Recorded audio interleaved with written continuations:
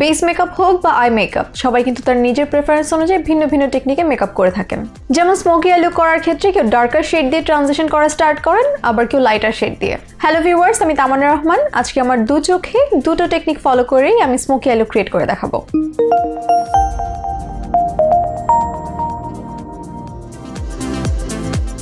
আমার ডান চোখে আমি লাইটার শেড দিয়ে ট্রানজিশন করা স্টার্ট করব এবং বাম চোখে ডার্কার শেড দিয়ে। আমি প্রথমে একটা ফ্লাফি ব্রাশে এই ব্রাউন শেডটা নিয়ে নিচ্ছি। এবার আমার ক্রিজের ওপর দিয়ে আমি এটা ব্লেন্ড করব।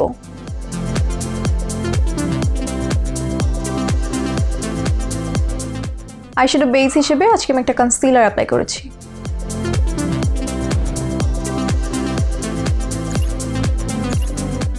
আমি একটা স্মল ফার্ম ব্লেন্ডিং ব্রাশ দিয়ে এই ডার্কার ব্রাউন কালার শেডটা নিয়ে নিচ্ছি। এবার আমার লিডের নিচের অংশে প্রেস করে করে অ্যাপ্লাই করছি।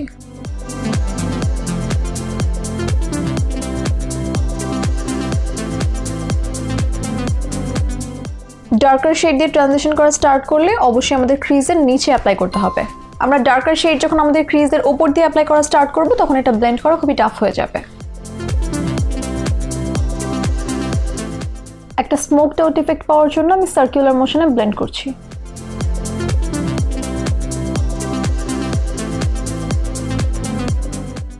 এবার আমি এই ডার্কার ব্রাউন শেডটা আমার এই চোখের লিডে অ্যাপ্লাই করব এবং ফার্স্ট ট্রানজিশন শেডের সাথে ব্লেন্ড করে দিব।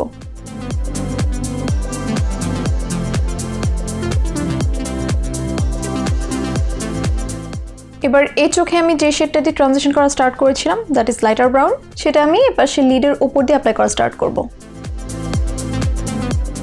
এবং আউটওয়ার্ড ব্লেন্ড করব।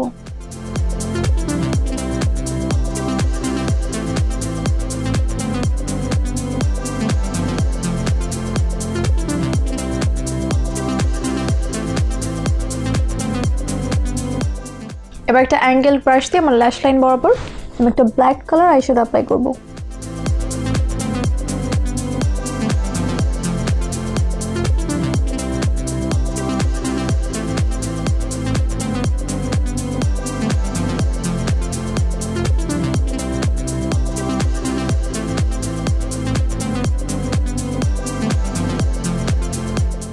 একটা হোয়াইট শিমারি শেড দিয়ে আমি আমার ইনার কর্নার হাইলাইট করে নিচ্ছি।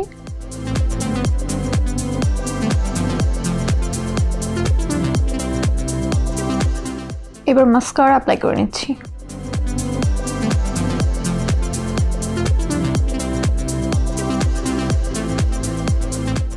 দেখতেই পাচ্ছেন দুটোরই আউটকাম কিন্তু সেম। তার মানে আপনার যদি ফাইনাল লুক ভালো আছে তাহলে কিন্তু আপনি কোন টেকনিক ফলো করে মেকআপ করছেন সেটা ম্যাটার করে না। আপনাদের কাছে কোনটা ইজি মনে হলো বা আপনারা কোনটা ট্রাই করবেন সেটা কমেন্ট বক্সে জানাতে ভুলবেন না। দেখা হবে পরবর্তী কোনো ভিডিওতে বা পরবর্তী কোনো আয়োজনে। Till then take care and bye by.